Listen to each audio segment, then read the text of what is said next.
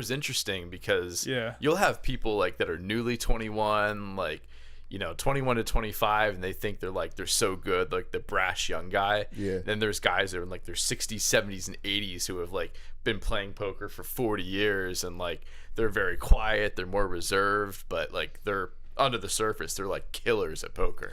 Do you think poker is a skill kind of hobby, or is it more luck? Like, you know what I'm saying? Can you be like this elite poker player and just do terrible because it was an unlucky night? Or do like excellent poker players always show up, at least better than average? Yeah, it's a great question, Rylan, because like poker, there's like it's a huge combination of like skill and luck. So if you're a really good poker player over the long run, over a span of 5 to 10 years, you're gonna do better than an unskilled player. But that unskilled player, if the right cards come to him on the flop or later on, that unskilled player can beat the better player in the short term.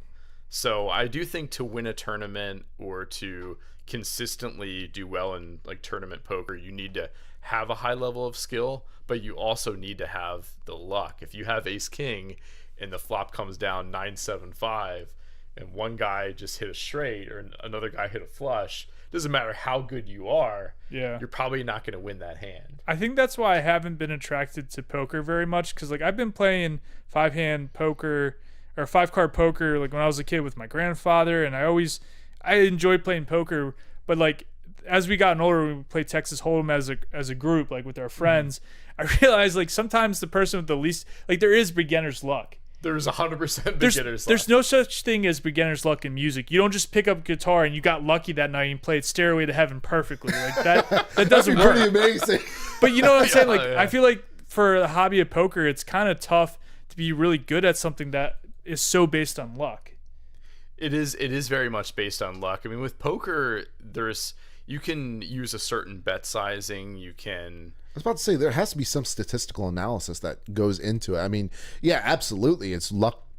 A lot of it is luck driven, but the fact that you have certain cards that are out, some of that has to be statistically driven. Yeah, there's a lot of probabilities. So like pre-flop, let's just say you have pocket sevens and the flop comes down, you're gonna hit a set, I believe, 1 out of 11 times. So you're gonna see a 7 on the flop 1 out of 7 times, and there's a certain percentage of the time where you'll flop a straight or you'll flop a flush, and there's a certain percentage where you have 9-8 of hearts by the river. There's a certain percentage time where you're gonna hit that straight or hit that flush.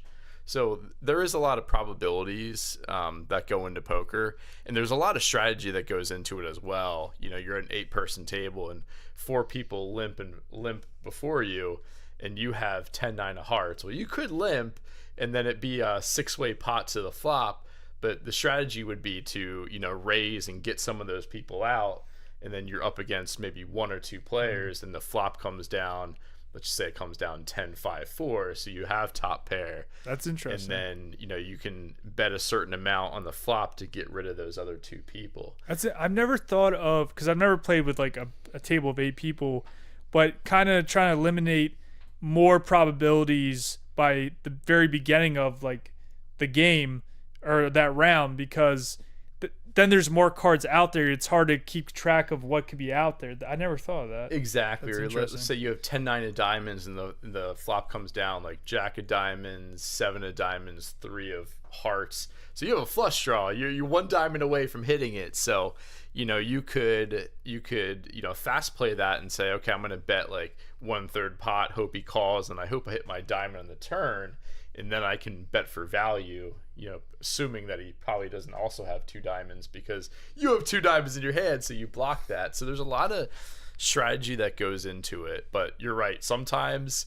you could have aces and someone has kings. You guys go all in pre-flop, and then the flop comes out king 7-3, and your aces are fucked. Yeah, because they have a like 3 of a kind. They have three of a kind. Is that kings. called a set? It's called a set. Yeah, okay. It's referred to as a set, but okay. 3 of a kind. But yeah, so that's the luck in poker. Sometimes you just get really unlucky and they suck out on you. So I really need to learn this game eventually. It's a lot of fun. We'll have to play. We'll have to play sometime. Maybe. Yeah, dude, it's absolutely going to happen.